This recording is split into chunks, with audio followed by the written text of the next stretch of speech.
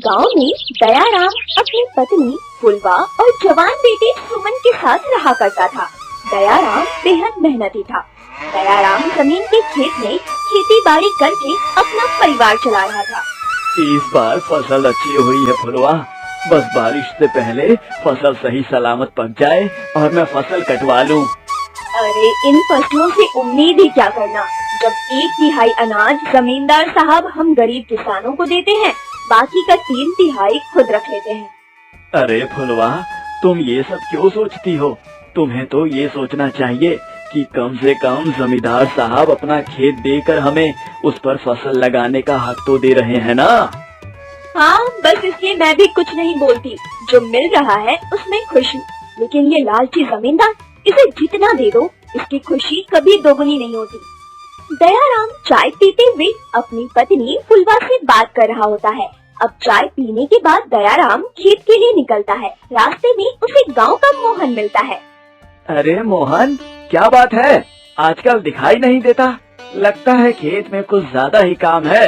अरे अब क्या बताऊं दयाराम भाई साहब, मैं तो खेती करके भी खुश नहीं हूँ। तुम तो जानते हो ना जमींदार साहब को, वो हमेशा की तरह फसल से 3/3 हिस्सा ले लेते हैं, लेकिन इस बार उन्होंने मुझे 1/3 अनाज भी नहीं दिया। और बस मेरी गलती इतनी थी कि मैं समय पर अपने हिस्से का 1/3 अनाज लेकर उनके गोदाम नहीं पहुंच पाया। ये जमींदार साहब सच में बहुत लालची हैं। अरे ये भी कोई बात हुई? अब हम किसानों को 1000 काम रहता है। अरे थोड़ा लेट हो गया तो क्या हुआ? बस इसी वजह से मन नहीं कर रहा है कि अब की बार जमींदार साहब के खेतों में फसल उपजाऊं। अरे नहीं नहीं मोहन, जमींदार साहब की आदत से तो हर कोई वाकिफ है।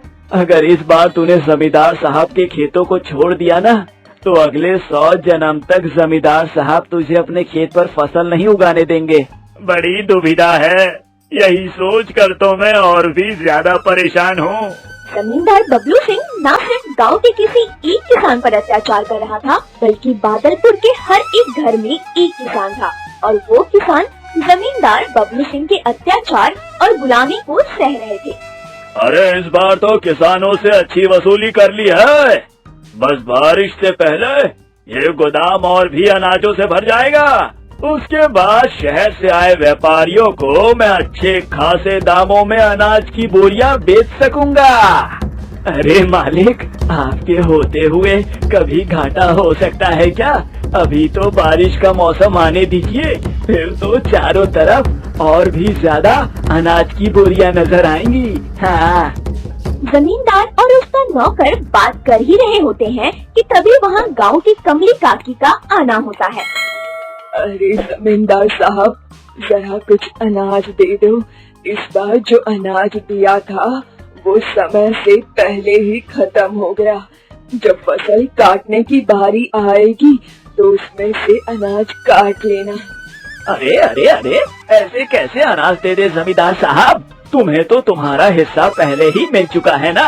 अब इसमें तुम्हारी गलती है ना कि तुम्हारा परिवार बड़ा है और अनाज खत्म हो गया है। चुप कर दो। मालिक के होते हुए नौकर का बोलना शोभा नहीं देता। मैं जमींदार साहब से बात कर रही हूँ ना, तो तू बीच में क्यों बोल रहा है? रामू जो बोल रहा है बिल्कुल सही कह रहा है। आपको आपका हिस्सा पहले ही मिल चुका है अम्मा। तो अब जब फसल कटेगी तो देखेंगे। अभी तो अनाज बिल्कुल भी नहीं है। राम राम राम, झूठ बोलते हुए शर्म नहीं आ रही तुम लोगों को? अनाज से पूरा गोदाम भरा हुआ है, लेकिन इतना बड़ा झूठ बोल रहे हो कि अनाज ही नहीं है। ये जमींदार साहब की मेहनत का हिस्सा है। आपको आपकी मेहनत का हिस्सा मिल चुका है। अब जाइए यहाँ से, बहस मत कीजिए। अरे मेरे बच्चों ने कल रात से खाना नहीं खाया है। मुझ पर ना सही, मेरे छोटे छोटे पोती पोतियों पर तो तरस खा लो। अरे तो हम क्या करें? हम अपना पेट देखें, अपने बच्चों को देखें, या फिर गांव के बच्चों को गोद लें? अम्मा, अब घर जाओ, यहाँ तो आपकी दाल गलने से रही। अब वो बूढ़ी औरत वहाँ से चली जाती है। जमींदार सिर्फ लेना जानता था, वो किसी की मदद कर दे ऐसा बिल्कुल नहीं था। ऐसे ही समय बीत रहा होता है और एक रोज फुलवा दयाराम से कहती है, अजी सुमन की शादी तय हो गई है, अब आपको कुछ पैसों का इंतजाम करना होगा। मैं इतने सालों से जमींदार साहब के खेतों में काम कर रहा हूँ और पूरी ईमानदारी से काम कर रहा हूँ। मुझे पूरी उम्मीद है कि वो मुझे पैसे देने से मना नहीं करेंगे। जी देख लीजिए, क्योंकि आपको पहले से सब कुछ तय करना होगा। बेटी की शादी में खर्च करने के बारे में तो आप जानते ही हैं। हाँ हाँ बिल्कुल, मैं जमींदार साहब से कल ही बात करूँगा। और देखो, बारिश का मौसम भी नजदीक आ चुका है और ये बारिश धीरे धीरे फसलों को बर्बाद भी कर सकती है।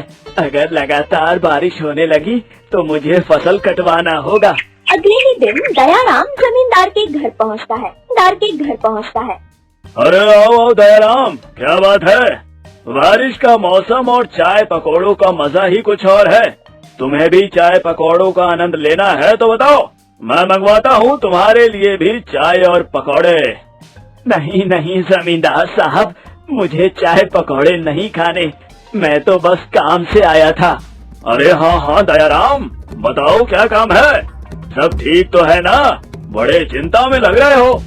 जमींदार साहब, मैंने अपनी बेटी की शादी अगले महीने तय कर दी है। 15 दिन बाद मेरी बेटी सुमन की शादी है। बस थोड़ा सा पैसा उधार चाहिए था। जैसे ही पैसे मेरे हाथ में आएंगे मैं आपको तुरंत लौटा दूंगा। अरे रामू, तीखी चटनी डाल इसमें, पकौड़ों में मजा ही नहीं आ रहा है। हाँ, तू क्या कह रहा था? बिटिया की शादी है और तुझे पैसे उधार चाहिए? जी जमींदार साहब, बिटिया की शादी है और कुछ पैसे उधार चाहिए। जैसे ही होंगे मैं आपको वापस लौटा दूंगा। देख दयाराम, 100 बात की एक बात, अभी मेरे पास इतने पैसे नहीं हैं कि मैं तुझे उधार दे सकूं। और तू अच्छे से जानता है कि मानसून दस्तक दे चुकी है और इसी वजह से अभी फसल की कटाई होगी और उसके बाद कुछ अनाज आएंगे तो उन्हें बेचकर पैसे आने में भी काफी समय है। तो मेरे हाथ बिल्कुल खाली हैं अभी। ऐसा है क्या? मैंने तो आपसे ही आशा लगाई थी मालिक। अब मैं किसके सामने जाकर हाथ फैलाऊं? अरे देख ले, तुझे जो पैसे दे दे उसके सामने हाथ फैला ले, बाकी मेरे पास तो अभी इतने पैसे नहीं हैं। जमींदार की बात सुनकर दयाराम अब उदास घर चला जाता है। अब पूरी बात दयाराम को उदास देखकर कहती है। मुझे पता था जमींदार साहब आपको पैसे देंगे ही नहीं, आपका उतरा हुआ चेहरा ही बता रहा है। हाँ फुलवा, तुम ठीक कहती थी। जमींदार साहब ने पैसे देने से साफ मना कर दिया। कह रहे थे कि मानसून का मौसम चल रहा है और फसल अभी कटकर नहीं आई है और उसे बेचने में भी समय लगेगा। न जाने क्या क्या बहाना बना दिया उन्होंने। दयाराम अब जैसे तैसे पैसों का इंतजाम करता है और अपनी बेटी की शादी में लग जाता है। इधर जमींदार का नौकर जमींदार को एक तरकीब सिखाता है। अरे मालिक, आपको एक अच्छी खबर देता हूँ। अभी अभी दयाराम अपनी बेटी की शादी में लगा है और फसल पक चुके हैं। उसे खेती पर बिल्कुल भी ध्यान नहीं है। आप अपने आदमियों से कहकर फसल कटवा लीजिए। जब दयाराम आएगा तो कह देना कि अपनी बेटी की शादी में खेती बाड़ी भूल गया था क्या। ये तो तूने बहुत ही अच्छा सुझाव दिया। चलो आदमियों से कहा जाए कि दयाराम के खेत से सारी फसल काट ली जाए। जमींदार भी अपने नौकर की बात में आकर दयाराम के खेत से सारी फसल कटवा लेते हैं। दयाराम तो अपनी बेटी की शादी में लगा हुआ था। इधर कई दिन बीत जाते हैं और बारिश रुकने का नाम ही नहीं ले रही थी। एक रोज मोहन दयाराम के घर आता है। और दयाराम भाई साहब, बिटिया की शादी तो अच्छे से निपट गई ना? लेकिन एक बात बताइए, ये फसल कटवाने की इतनी भी क्या जल्दी थी? कुछ दिन और रहने दिया होता तो वो और अच्छे से पक जाता। अरे मोहन, क्यों मजाक कर रहा है? मुझे तो सुमन बिटिया की शादी से फुर्सत ही नहीं मिली, तो भला मैं कैसे फसल कटवा सकता हूँ? अरे दयाराम भाई, कैसी बात कर रहे हो? 2 दिन पहले ही जमींदार के आदमी आपकी खेत की सारी फसल काट कर ले गए। मुझे तो लगा कि अब शादी में व्यस्त है तो उन लोगों ने फसल कटवा ली है। अरे जरूर जमींदार साहब ने कोई चाल चली है। मैंने तो फसल काटने की सोची तक नहीं थी। आप जल्दी से जाकर जमींदार साहब से बात कर लो। दयाराम अब तुरंत ही जमींदार के पास पहुंचता है और अपनी फसल की बातचीत करता है। तो जमींदार दयाराम से कहता है। दयाराम, तू अपनी बेटी की शादी करने में इतना ज्यादा व्यस्त हो गया था कि तुझे खेत में लगे फसल की परवाह तक नहीं थी। तो मेरे आदमियों ने बताया कि फसल काटने लायक हो चुकी है और बारिश भी लगातार हो रही थी, तो मैंने फसल कटवा ली और अब इसमें से तुझे 1/3 हिस्सा भी नहीं मिलेगा। ये तो आप मुझ पर अत्याचार कर रहे हैं, ये सरासर गलत है। जमींदार साहब, अभी अभी मैंने अपनी बेटी की शादी की है और मैं कर्ज में डूबा हुआ हूँ। देख दयाराम, मैंने तुझे अपना फैसला सुना दिया है, बाकी अब तुझे जो सही लगे वो कर। दयाराम अब उदास मन से घर चला आता है और अपनी पत्नी फुलवा को सारी बात बताता है। इधर जमींदार शहर से व्यापारी के आने का इंतजार कर रहा था, जो जमींदार के गोदाम में भरे अनाज के एडवांस पैसे दे चुका था। रामू, बारिश लगातार हो रही है, जैसे ही बारिश रुकेगी ना वैसे ही शहर से व्यापारी आकर अनाज ले जाएंगे। बस तू अनाज की बोरियों का ध्यान रखना, आजकल गांव में चोरी चकारी खूब हो रही है। हाँ हाँ मालिक, मैं जरूर ध्यान रखूंगा। मालिक, आप चिंता न करिए। इधर लगातार बारिश हो रही थी। उधर गोदाम में धीरे धीरे चूहों के बिल से पानी भर चुका था और इससे जमींदार बेखबर था। अब जिस दिन बारिश रुकती है उसी दिन शहर से व्यापारी आते हैं और वो जमींदार से अनाज की बोरियां निकलवाने की बात करते हैं। जी मालिक, मैं अभी आदमियों से कहकर अनाज की बोरियां निकलवा देता हूँ। हाँ हाँ, जल्दी अनाज की सारी बोरियां बाहर निकलवा दे, तब तक मैं सेठ जी से पैसों की बातचीत कर लेता हूँ। जमींदार का नौकर जब अनाज के गोदाम से अनाज की बोरियां निकालने जाता है तो सारे अनाज सड़ चुके होते हैं, क्योंकि गोदाम में नीचे से चूहों के बिल से पानी गिर चुका था, जिससे अनाज सड़ जाते। अब जब जमींदार तक ये बात पहुंचती है तो वो अपना सर पीट लेता है। अरे ये क्या हो गया? न जाने किसकी हाय लगी है मुझे किसानों का हक नहीं मारना चाहिए था, मुझे उनकी ही हाय लगी है। हाय रे, मैं तो लुट गया, बर्बाद हो गया। लाखों के अनाज की बोरियां सड़ गई, उनमें पानी घुस चुका है। एक भी बोरी नहीं बची है जमींदार साहब, और हम पूरे गांव में तो क्या व्यापारी साहब को मुंह दिखाने के लायक तक नहीं रहे। जमींदार को पछतावा होता है, उसके किस्मत का पासा पलटने में समय नहीं लगा। जिस तरह वो गांव के लोगों को लूट रहा था, आज मानसून और चूहे के बिल से अनाज की बोरियों में घुसे पानी की वजह से सब कुछ बर्बाद हो चुका था और जमींदार भी उस दिन से ठान लेता है कि अब वो कभी भी किसी के हक का नहीं खाएगा। स्कूल जाने वाला रघु अपने पापा तेजेंद्र के साथ रहता था। उसकी माँ बहुत साल पहले उसे और उसके पापा को किसी बीमारी के चलते इस दुनिया से छोड़कर चली गई थी। रघु बेटा, ये लो, मैं तुम्हारे लिए नए कपड़े लाया हूँ। अरे वाह पापा, आप दुनिया के सबसे बेस्ट पापा हो, थैंक यू सो मच। अरे बाप रे, मेरा बेटा तो क्या तेज और एकदम अच्छी अंग्रेजी बोलता है। बेटा, 2 दिन बाद तुम्हारा जन्मदिन है ना, इसीलिए मैंने तुम्हारे लिए ये नए कपड़े लाए हैं। इन्हें पहनकर जाना स्कूल में, ठीक है बेटा? ओके पापा, मुझे ये कपड़े बहुत पसंद आए। अब मैं इन्हें पहनकर अपने स्कूल में जाऊंगा और अपना बर्थडे सेलिब्रेट करूंगा। ठीक है बेटा।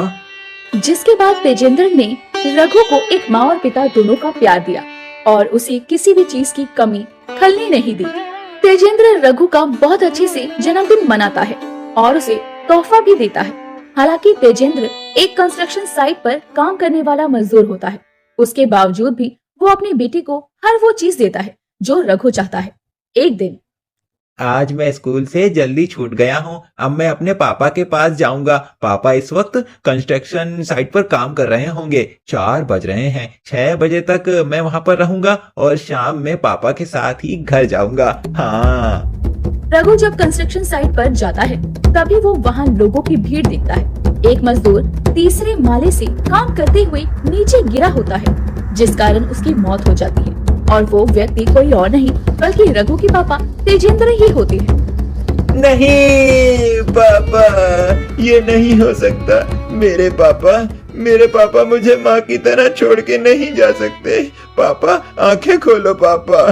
पापा प्लीज उठो ना पापा। तुम्हारे पापा इस दुनिया में नहीं रहे रघु बेटा।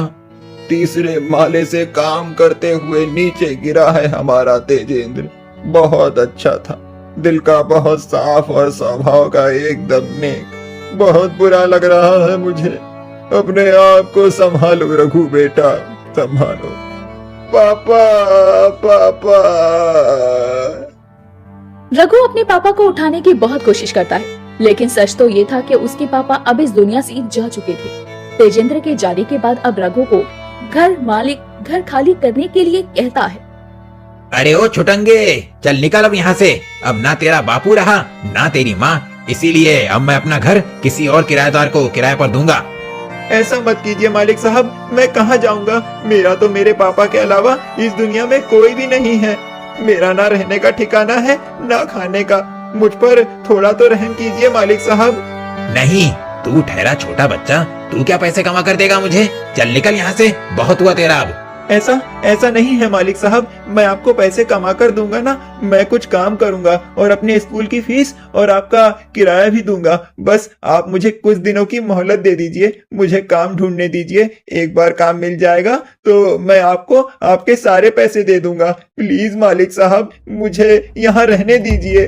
नहीं कहा ना तो सुनाई नहीं देता क्या तुझको? चल अपना सारा बोरिया बिस्तर बांध और 9-2-11 हो जाए यहाँ से, समझा तू? मैं तुझे यहाँ बिल्कुल भी रहने नहीं देने वाला। लेकिन मालिक साहब। तो तू ऐसे नहीं मानने वाला है ना? रुक जा, तुझे अभी सबक सिखाता हूँ मैं। घर मालिक घर के बाहर पड़ी एक लकड़ी उठाकर उससे रघु को जोर जोर से मारने लगता है और उसका सामान और उसे धक्का मारकर घर से बाहर निकालता है। मालिक साहब मत मारिए मुझे। रघु को ना चाहते हुए भी अब गांव में इधर से उधर भटकना पड़ता है। गांव में उस समय भीषण ठंड पड़ चुकी थी। उस ठंड में रघु सड़क पर ही घास फूस बदन पर ओढ़कर सोता है और बहुत कठिनाई से जीता है। ये सब क्या हो गया पापा? माँ, आप दोनों की बहुत याद आ रही है। भगवान जी, आपने ये मेरे साथ बहुत गलत किया। पहले मेरी माँ को मुझसे छीन लिया और अब मेरे पापा को भी। ऐसा क्यों किया आपने मेरे साथ? हाँ, अब मैं अकेला कैसे जीऊंगा इस निर्दयी और धोखेबाज जमाने में, जहाँ कोई किसी का नहीं है। हर कोई मतलबी है और बस अपना ही स्वार्थ देखता है। गरीब और जरूरतमंद की मदद के लिए कोई हाथ नहीं बढ़ाता है।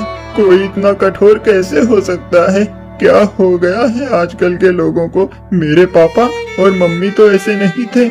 इतने गरीब होने के बावजूद भी वो जरूरतमंद लोगों की मदद किया करते थे। रघु को अब स्कूल से भी निकाल दिया जाता है क्योंकि उसके पास स्कूल फीस भरने के लिए भी पैसे नहीं होते। रघु अब अपना गुजर बसर करने के लिए नौकरी की तलाश करने लगता है, लेकिन उसे कोई भी नौकरी नहीं देता और हर कोई उसे अपनी दुकान से बाहर निकालता है। रघु बहुत दुखी हो जाता है और वो जंगल में पेड़ की छाया में बैठकर रोने लगता है।